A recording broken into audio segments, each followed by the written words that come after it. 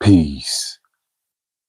Welcome to the YouTube live book reading of The African Origin of Civilization, Myth or Reality by Dr. Cheikh Anta, translated and edited by Mercer Cook.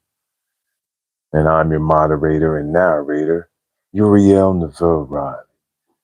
Peace, YouTube. Fine days and nights. Mm, mm, mm. The World Cup has been so invigorating and riveting, right? Peace, you two. Yeah, there's been a lot going on, and we're live from the light here in LA. So that's why I pick and choose. You know, I have to quarterback the situation sometimes and navigate getting you peace for these book readings. I remember when I first started reading books on this channel, and I, man, all that work, especially because couldn't go live then. And so I had to edit the videos and then upload the videos. And it's just like, oh, a lot of work. But I was making sure I was getting it done. And that's what we do. That's what I'm here for, to show you. You can do it. Simple as reading a book, spending 15, 20 minutes, 30, whatever it is. But if you take your time, you can do it. There's nothing stopping you except for you. Highest heart, love, and honor. We pick up on this 28th reading on page 143, down in the middle, bottom. All right. We're in the 7th chapter. Peace, you two. Divine rising. Woo. Another typical aspect of African matriarchy, an aspect often misunderstood, is the dowry paid by the man, a custom reversed in European countries. Misconstrued in Europe, this custom has made people think that woman is bought in Black Africa, just as African people might say that a woman buys a husband in Europe. In Africa, since woman holds a privileged position thanks to matriarchy, it is she who receives a guarantee in the form of a dowry in the alliance called marriage.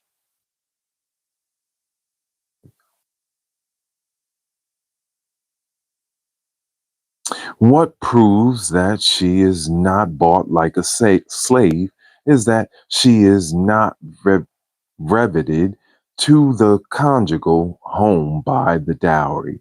If the husband is really at fault, the marriage can be broken within a few hours to his disadvantage.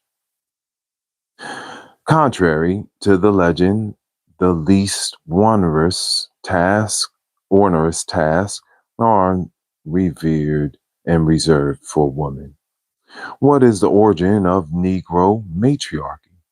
We do not know for certain at the present time. However, current opinion holds that the matriarchal system is related to farming. If agriculture was discovered by woman, as is sometimes thought, if it be true that they were the first to think of selecting nourishing herbs by the very fact that they remained at home while the men engaged in more dangerous activities, hunting, warfare, etc., this, along with matriarchy, would explain an important but almost unnoticed aspect of African life. Woman is the mistress of the home in the economic sense of the word. She is in charge of all food, which no one, not even the husband, can touch without her consent. Frequently, a husband within reach of food prepared by his own wife dares not touch it without her authorization. It is degrading for a man to enter a kitchen in Black Africa. Accordingly, woman exercises a kind of economic ascendancy over African society, the more marked because it is so generally applied. The hypothesis that woman discovered agriculture would also enable us to understand why women still habitually cultivate a small garden around the hut. This is their own domain where they grow their condiments. And this is key, right? This aspect right here. Even today, it's still in our traditions all over through the Black diaspora and the African diaspora. If you look at it, the woman always, in most cases, controls the kitchen and food. And I know my mom, our duty, but my mom and also my grandmother on both sides, they always were cooking and in the kitchen or in the garden. And like I said, my grandmother used to have major, huge crystals in the garden, helping it to grow and cultivate the life. And farms, same thing. The men are out, and a lot of the time, the boys and children are out with the uncles, and I would be with my grandfathers and uncles sometimes, and we're out there getting the corn, out the cornfield or peaches, and then we bring them back into the kitchen. We load them up through the back or the fish, and then my aunts or my grandmothers would clean the fish or um, husk the corn, and so yeah, matriarchal understanding is so key. Thank you so much for being here and reading with us. All right, we're at the top of page 144. It might be assumed that agriculture appeared everywhere during the same period, circa the 8th millennium BCE, yet scarcely anywhere except in the Sahara do we find vestiges of farm life that can positively be traced back to that epoch. That farming was done by a Negroid, a stereotypic black race, as Theodore Monod suggests. Agriculture must have spread quite early over the whole intertropical zone from the Sahara to India, perhaps as far as Lake Baikal, while the Eurasian plains, absolutely unfavorable to farming and sedentary life, seem to have always been the cradle of nomadism. This was why the Indo Europeans, molded by their geographical surroundings, were to have views diametrically opposed to those of blacks. The end of the Aegean epic was marked by the rejection of Negro matriarchy, though the Indo Europeans had been influenced by it to some extent. Since matriarchy is a basic trait of Negro agricultural civilization, it would be absurd to expect it to relegate succession in a government created by whites. And so, despite the Tariq el Fitash, it is difficult to accept that hypothesis. Moreover, Katai begins chapter 5 of his chronicle as follows.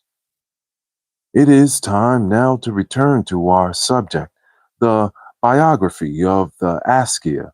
In fact, little could be obtained because almost all the tales that precede are mendacious. Many African Muslims alter their genealogical tree, adding branches back to Muhammad, thus claiming Moroccan ancestry. Such must have been the tendency at the Sarah princes in ancient Ghana when they became Saracole, that is, when an infiltration of Arab blood accompanied by Islamization marked the Ghanaian dynasty.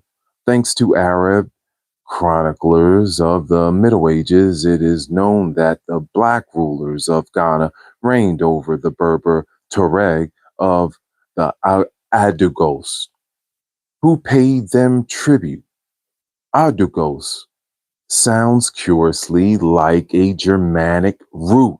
It recalls such names as Visigoths or Ostrogoths.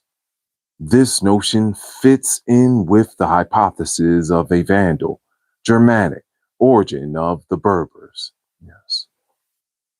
Page 145 is where we're at for those reading along.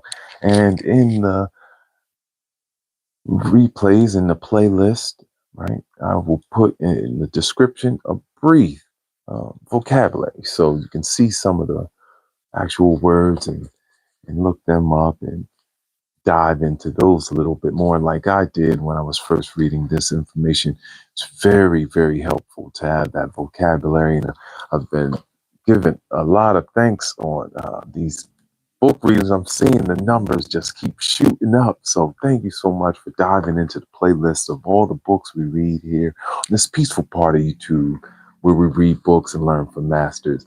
I'm Master Fitness Trainer Uriel Riley. Thank you. Gratitude, Ruby. Highest heart love. All right, here we go. Page 145 at the top in the 7th chapter. Ibn Battuta, who visited Sudan in the Middle Ages, was impressed by the Negro matriarchal system. He claimed to have encountered a similar phenomenon only in the Indies. Among other black populations, they take the name of the maternal uncle, not that of their father. It is not the sons who inherit from their father, but rather the nephews, sons of the father's sister. I have never found this custom anywhere else, except among the infidels of the Malabar in India. Matriarchy must not be confused with the reign of African Amazons or that of the Gorgons. Those legendary regimes in which women allegedly dominated man were characterized by a technique intended to debase the male. In his education, they avoided assigning him tasks that might develop his courage or revive his dignity. He served as a nurse in place of women who defended the society and had their breasts removed to improve their archery. However little we can trust the legend, we are compelled to assume an early ferocious domination of men over women, perhaps an epic of a patriarchal regime, followed by the emancipation of women and a period of revenge, that of the Amazons.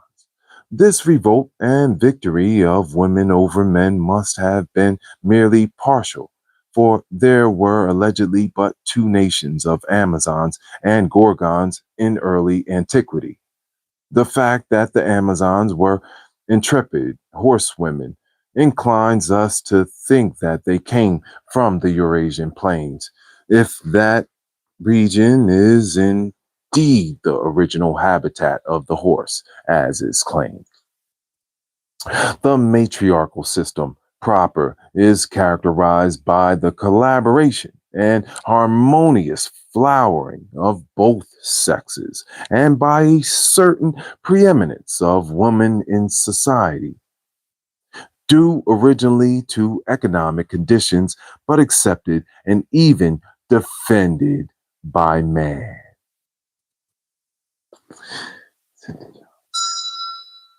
For matriarchy.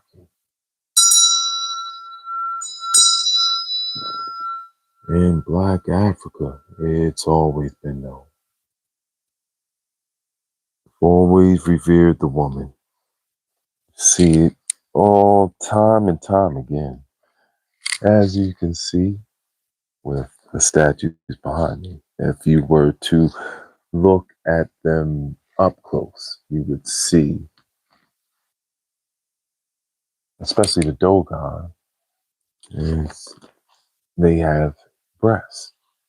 And that one's considered more androgynous than this one. See? But there are two different tribes. Vine Days and thank you so much for the likes and subs. We're pushing towards 700 on this peaceful part of YouTube reading books. And so now we go into a new part section. Thank you. We're doing it live from the light. All right. Down at the bottom of page 145. Let's talk about it. We're moving into a new little section here. Kinship of the Mariatic, Sudan, and Egypt. If we consider that present day Ethiopia is not the Ethiopia of the ancients, which designated essentially the Sudanese civilization of Sinar, we must react against a misleading modern terminology that unconsciously transfers ancient Ethiopia toward the east to Addis Ababa, the kings who drove the Libyan usurpers from the throne of Egypt under the 25th dynasty circa 750 BCE were in reality Sudanese monarchs. In 712, Shabaka ascended the throne of Egypt after routing Bakoros, the usurper. The enthusiastic welcome accorded him by the Egyptian people, who saw him as the regenerator of the ancestral tradition, attests once again in favor of the original kinship between Egyptians and Negro Ethiopians.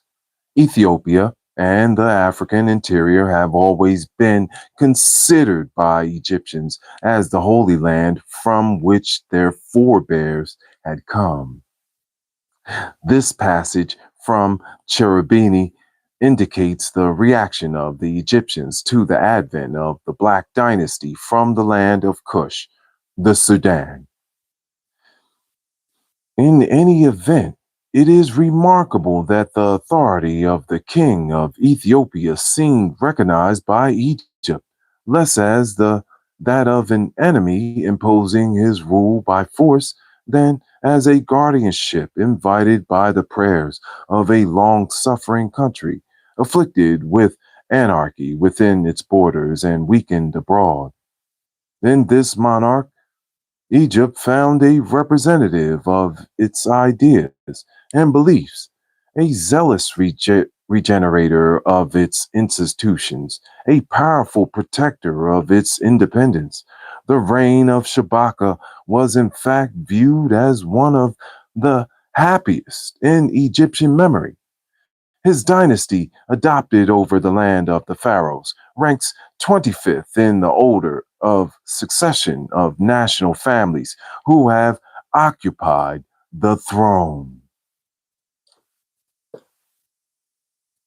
This kinship of Egypt and Nubia, of Mizoram and Cush, both sons of Ham, is revealed by many events in Egypto-Nubian history. After Cherubini, it is Bulge turn to note it, observing at Sema that the temple of Tyraka was dedicated by this king to the spirit of Asorta Sen III. Addressed as a divine father, Budge expressed the opinion that the local Ethiopian kings considered the Egyptian conquerors as their ancestors.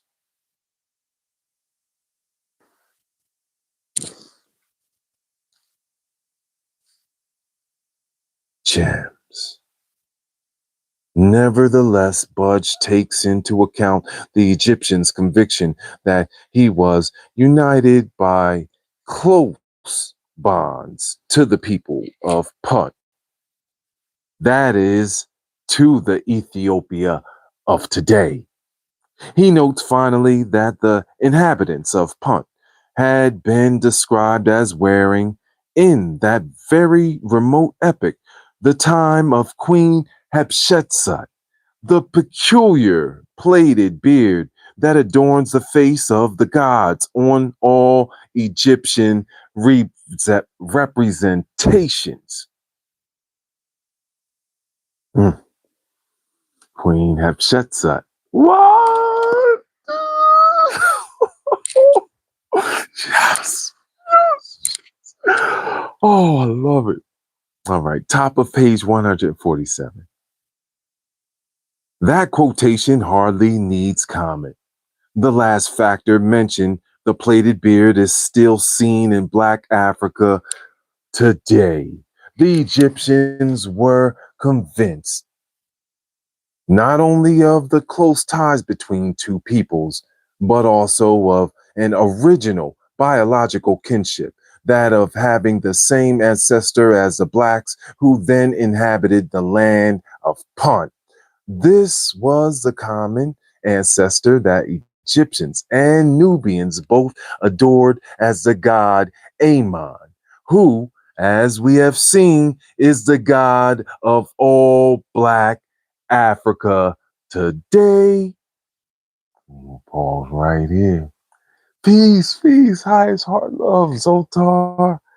Woo! Page 147 is where we leave off and where we pick back up when we reconvene. Wow. Thank you so much for being here. Divine nights and fine days. Wow. Amazing. Amazing. I wish you all had a wonderful day. We saw some amazing World Cup games, right? Gotta be grateful and thankful. Yeah. We saw Iran play to a tie. Oh, what a game. 2-2. Divine rises, peace, highest heart love. Thank you, Zoltar. It's so great to see you. Peace, peace, Mia, Mia. So, I wanted to make sure I say this because we're reading this. We need to understand that the mirror, right? The pyramids, mirror, they were built with peace. There was no war going on. That's how our people could do that. And it was long before any of the other people that we see in those parts of land were there, as far as like in those parts of Lower Egypt, and what we see now. Those people are not the people we're speaking about in this book. And so I wanted to be clear on that. There was no war. That's how they could build the mirror. It's lined with the stars and constellations. Peace. And so that's part of my mission on this planet, is to give healing modalities and bring you peace from a master that has been through so many lifetimes of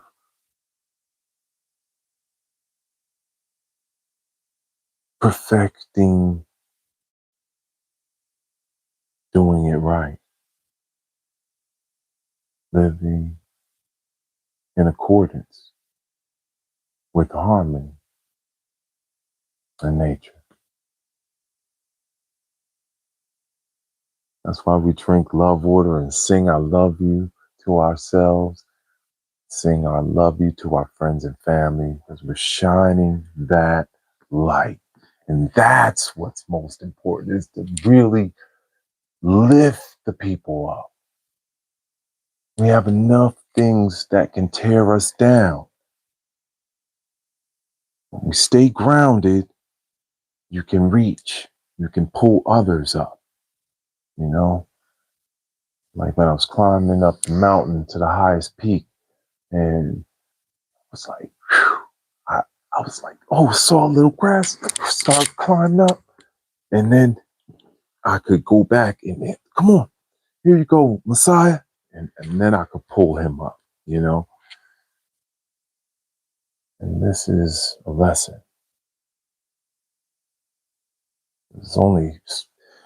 It was literally 7 by 7 feet at that top peak that you see me on Live and Learn with my arms out like that. That's a real picture, no AI. I don't do AI. That's not me. It's okay. Let's have a glass of love water to all our friends and family. Hi, it's Heart Love. The great Michelle Obama, First Lady, her solar return. We want to give also a loving care hug to all those that we have lost and have elevated. Alden Smith has elevated and so young. Hi, it's Heart Love. We love you. I love you.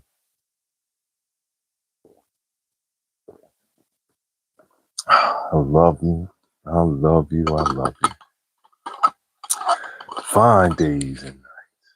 Wow. Woo. Shaking it up on YouTube. That's right. Freedom. Gaza versus Sudan. Yes. Freedom to the people of the world. We love you. We want the best for you, and we're praying for you in this peaceful part of you too. Thank you so much for reading with us. I will see you soon in the next reading, picking back up with chapter 7. Ay, ay, ay, ay, ay, ay, ay. Love, love, love, love you.